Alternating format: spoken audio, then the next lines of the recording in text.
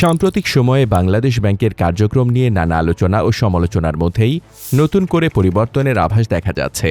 দীর্ঘদিন ধরে কেন্দ্রীয় ব্যাংকের কার্যক্রম একটি নির্দিষ্ট ফ্লোরে সীমাবদ্ধ হয়ে পড়ার অভিযোগ থাকলেও পরিস্থিতি বদলাতে উদ্যোগ নিয়েছেন বাংলাদেশ ব্যাংকের গভর্নর মোস্তাকুর রহমান। সূত্র জানায়, দায়িত্ব গ্রহণের পরপরই গভর্নর মোস্তাকুর রহমান একটি ব্যতিক্রমী পদক্ষেপ গ্রহণ করেন।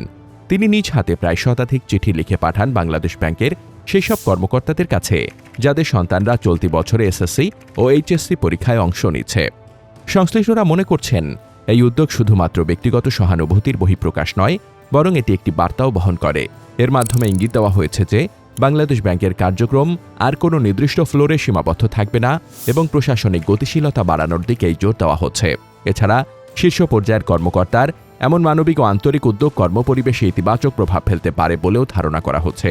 এতে কর্মীদের মনোবল বৃদ্ধি এবং সামগ্রিক দক্ষতা উন্নত হওয়ার সম্ভাবনা রয়েছে। এরই মধ্যে বিষয়টি সামাজিক যোগাযোগ মাধ্যমে ব্যাপক প্রশংসা কুড়িয়েছে। অনেকেই গভর্নরের এই মানবিক উদ্যোগকে ইতিবাচক পরিবর্তনের প্রতীক হিসেবে দেখছেন। বাংলাদেশ ব্যাংকের এক কর্মকর্তা নাম প্রকাশ না করার শর্তে বলেন, গভর্নরের এই উদ্যোগ আমাদের জন্য সত্যি অনুপ্রেরণাদায়ক। এতে আমরা শুধু একজন প্রশাসনিক প্রধান নয়, একজন সহানুভূতিশীল অভিভাবককেও দেখতে পাচ্ছি। এমন পদক্ষেপ কর্মপরিবেশকে আরও মানবিক করে তোলে।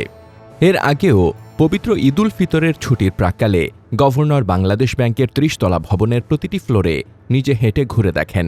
এ সময় তিনি প্রতিটি ডেস্কে কর্মরত কর্মকর্তা ও কর্মচারীদের সঙ্গে আন্তরিকভাবে ঈদের আগাম শুভেচ্ছা বিনিময় করেন এবং তাদের পরিবারের খোঁজ খবর নেন।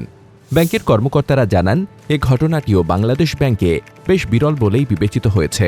সে সময় গভর্নরের এই উদ্যোগ ব্যাপক প্রশংসা কুড়িয়েছিল কর্মকর্তাদের মধ্যেও।